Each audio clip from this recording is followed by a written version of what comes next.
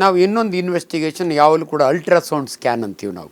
Abdomen ultra ಭಾಳ cheap, 1450 ಕೊಟ್ಟರೆ ನಿಮ್ಮ ಲಿವರ್ ಎಷ್ಟು ಸೈಜ್ ಇದೆ, ಅದರೊಳಗೆ ಏನೋ ಸಿಸ್ಟ್ ಇದೆಯಾ, ಮ್ಯಾಲಿಗ್ನಿ.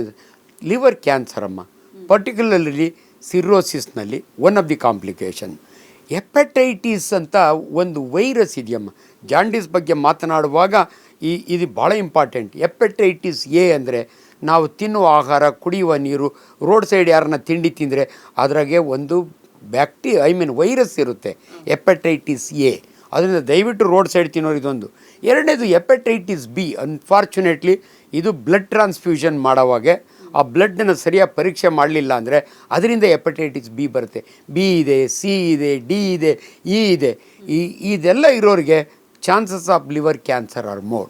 ಲಿವರ್ ಕ್ಯಾನ್ಸರ್ ಅಂತ ತಕ್ಷಣ ಎಲ್ಲ ಜನಗಳಿಗೂ ಅದರಲ್ಲಿ ನನ್ನ ಮೆಡಿಕಲ್ ಪ್ರೊಫೆಷನ್ ಒಳಗೆ ಚೆನ್ನಾಗಿ ತಿಳ್ಕೊಂಡಿರ್ತಾರೆ.